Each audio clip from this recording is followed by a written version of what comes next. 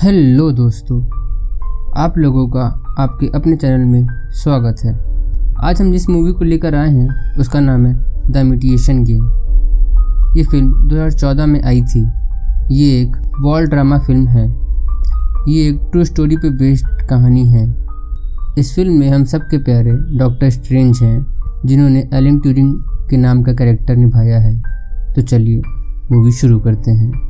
Film start होती है 1951 Manchester England से और हमें ये दिखाया जाता है कि एलन जेल में बंद होता है। कहानी फ्लैशबैक में मूव होती है। फिर हम सीक्रेट इंटेलिजेंस कंट्रोल रूम में सुनते हैं कि एलन ट्यूरिंग के घर में चोरी हुई है। 2 पुलिस ऑफिसर उसके घर जाते हैं। ऑफिसर उनसे रात की हुई चोरी के बारे में पूछते हैं, पर वो कुछ नहीं बताता। वो अपने काम में लगा रहता है और ऑफिसर को वहाँ से जाने के लिए कहता है। उनमें से एक ऑफिसर को उस पर थोड़ा शक होता है। उसे लगता है कि एलन कुछ छिपाने की कोशिश कर रहा है। फिर कहानी 12 साल पहले 1939 में शिफ्ट होती है। इस समय दूसरा विश्व युद्ध शुरू हो चुका था। जर्मन और यूएस अलाइज के बीच युद्ध हो रहा था। इस युद्ध में इंग्लैंड यूएस का साथ दे रहा था। फिर हम एलन को देखते हैं जो कि एक ड्यूटी फैक्ट्री में जाता है। असल में वो एक इंग्लैंड नेवी का कमांडिंग सेंटर होता है। वहाँ पर एक कमांडर उससे उसके बारे में पूछता है। एलन बताता है कि वो एक मैथमेटिशियन है। असल में कमांडर एक जीनियस लोगों की टीम बना रहा था, जिसका काम था कि एक मशीन एनिग्मा के कोड को डिकोड करना। एनिग्मा एक ऐसी मशीन होती है जिसके ज़रिए मैसेज की कोडिंग करके भेजा जाता था। ये मैसेज केवल भेजने वाला और उसको प्राप्त करने वाला ही समझ सकता था। दूसरे लोगों को ये मैसेज समझना इम्पॉसिबल था जब तक कि वो उसे डिकोड ना कर सकें। जर्मन इसका यूज़ वॉर में लगातार कर रहे थे और लोगों का ये मानना था कि एनिग्मा के कोड को डिकोड करना इम्पॉसिबल है। कमांडर एलन को बाकी टीम मेंबर से मिलवाता है। एलन बोलता है कि उसे अकेले काम करना पसंद है, पर एक ऑफिसर जो कि MI6 से होता है कहता है कि अगर तुम टीम के साथ काम नहीं कर सकते तो तुम काम ही नहीं कर सकते। फिर एलन मान जाता है। टीम मेंबर्स में सभी लोग अलग अलग फील्ड से होते हैं।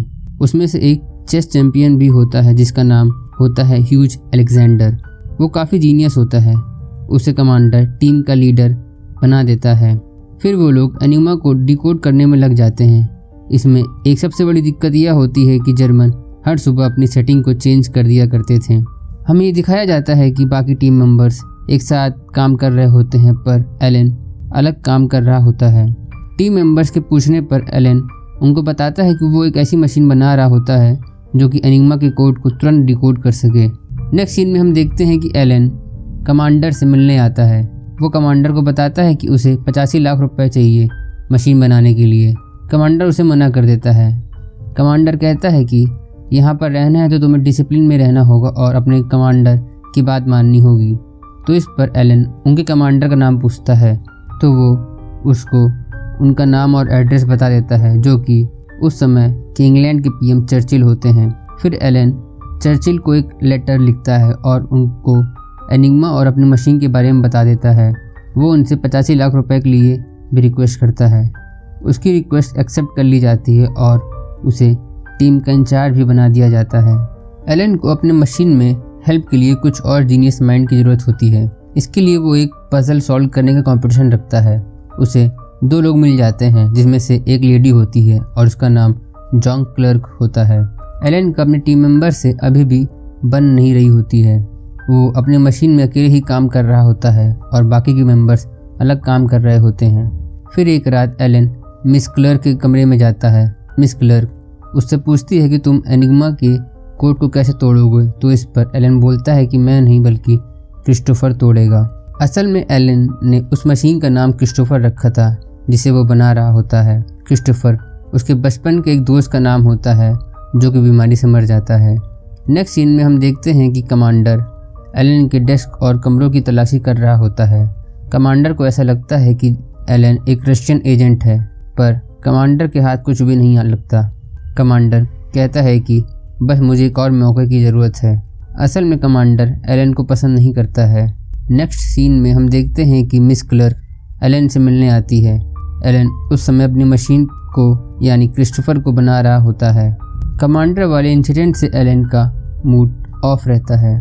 क्लर्क उसको पब ले जाती है। वहाँ पर एलन के दूसरे टीम मेंबर्स भी आ जाते हैं। एलन उनको देखकर थोड़ा अनकंफर्टेबल हो जाता है। क्लर्क एलन से पूछती है कि वो तुम्हारे टीम मेंबर्स हैं ना। उस पर एलन धीमे से हाँ कहता है, जैसे वो उनको बताना नहीं चाहता। मिस क्लर्क उससे बोलती है कि ये मैटर नहीं करता कि तुम कितने स्मार्ट हो, एनिग्मा से तुम अकेले नहीं जीत सकते, उससे जीतने के लिए तुम्हें उनकी हेल्प लेनी ही होगी। फिर हम एलन के अंदर एक सडन चेंज देखते हैं।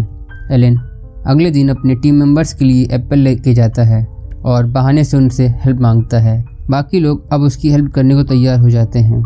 फिर वे सभी लोग क्रिस्टोफर को बनाने में लग जाते हैं और एक दिन वो क्रिस्टोफर को बना देते हैं और फिर उसे स्टार्ट कर देते हैं। पर वो मशीन चलती रहती है दिन और रात बिना कोई निष्कर्ष पर। सभी लोग परेशान हो जाते हैं। उन्हें लग रहा था कि उनकी मेहनत बर्बाद हो गई है, क्योंकि वो मशीन बस चलती ही जा रही थी। उधर हिटलर की सेना यूरोप के देशों को एक के बाद एक करके जीत रही थी। जब कमांडर को ये बात पता चलती है कि वो मशीन चलती ही जा रही है और कुछ निष्कर्ष नहीं निकाल रही है, तो वो एलन के पास आता है और उसे नौकरी से निकाल देता है। कि तभी वहाँ पर एलन के सभी टीम मेंबर्स भी आ जाते हैं और वो कहते हैं कि अगर आप एलन को निकालेंगे तो आपको हम सभी को निकालना पड़ेगा। तब कमांडर एलन और सभी टीम मेंबर्स को 1 महीने का टाइम और दे देता है। फिर नेक्स्ट सीन में हम देखते हैं कि क्लर्क एलन से कहती है कि उसे जाना होगा, उसके माता पिता उसे बुला रहे हैं उसकी शादी के लिए। तो इस पर एलन बोलता है कि नहीं, तुम नहीं जा सकती, पर वो नहीं मानती। फिर एलन उसको प्रपोज कर देता है और उनकी सगाई हो जाती है। नेक्स्ट सीन में हम देखते हैं कि वो लोग पब में ड्रिंक कर रहे होते हैं। वहाँ पर क्लर्क की एक दोस्त आई हुई रहती है। अलेक्जेंडर उसको इम्प्रेस करने में लग जाता है।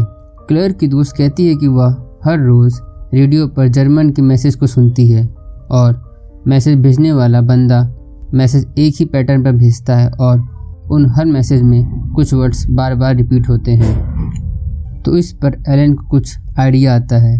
वो भागते हुए जर्मन के मैसेज को देखने जाता है। उसके पीछे पीछे सभी लोग भागते हैं। वो बताता है कि अगर हम रिपीट होते हुए वर्ड्स को हटा दें तो शायद हमारा काम बन सकता है, और ऐसा ही होता है। क्रिस्टोफर एक फाइनल रिजल्ट देता है और इस तरह वो लोग एनिग्मा को तोड़ देते हैं। फिर वो लोग सारे मैसेज को डिकोड करते हैं। तभी उन्हें पता चलता है कि एक ब्रिटिश नेवी पर अगले 20 मिनट में अटैक होने वाला होता है। इस अटैक को रोकने के लिए अलेक्जेंडर कमांडर को फ़ोन कर रहा होता है, पर एलन उससे फ़ोन लेकर तोड़ देता है और किसी को भी बताने से मना कर देता है। सब उसे समझाते हैं कि हम हज़ारों जिंदगियां बचा सकते हैं, पर वो नहीं मानता, जिस पर अलेक्जेंडर उस पर हमला कर देता है। एलन के मुंह से खून बहने लगता है और वो बताता है कि यदि हम आज उस शिप को बचा लेंगे तो जर्मन को ये शक हो जाएगा कि किसी ने एनिग्मा को तोड़ लिया है और वो पूरी एनिग्मा की सेटिंग को चेंज कर देंगे, जिससे कि उनकी पूरी 2 साल की मेहनत बर्बाद हो जाएगी।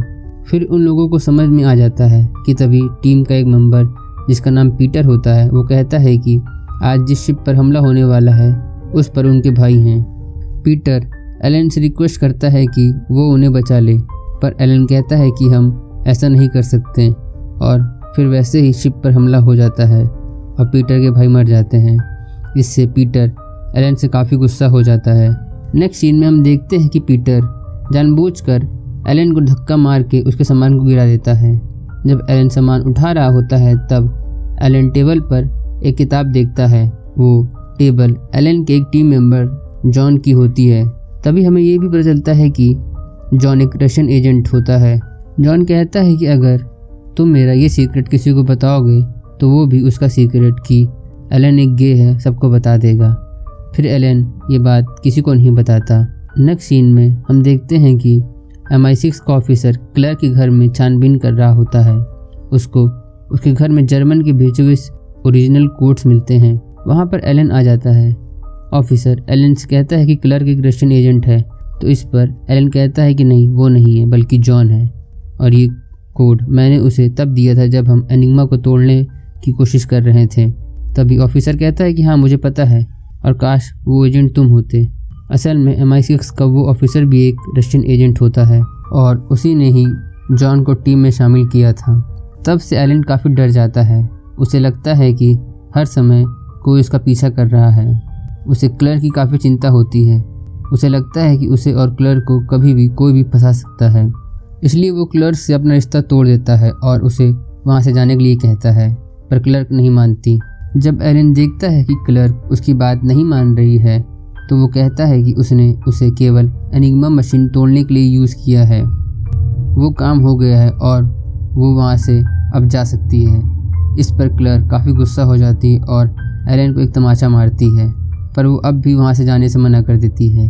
वो और पूरे 2 साल और चलती है। उसके बाद यूएस अलाइस और इंग्लैंड की जीत हो जाती है।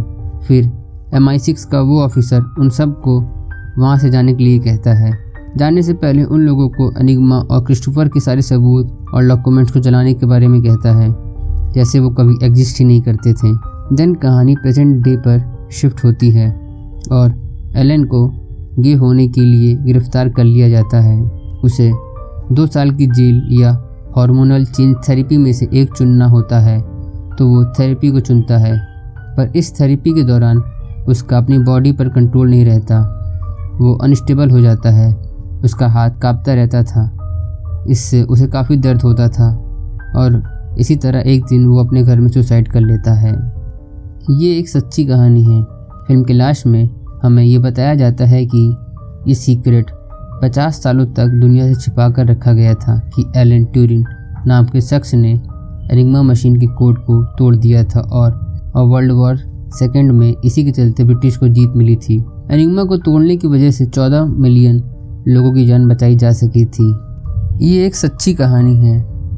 ये कहानी हमें आपको बहुत कुछ सिखाती है। और फिल्म में एक डायलॉग है जिसमें एलन कहता है कि कई बार लोग जिन्हें काबिल नहीं समझते वो लोग कुछ ऐसा कर जाते हैं जो कोई भी नहीं कर सकता, और ये बात बिल्कुल सच है।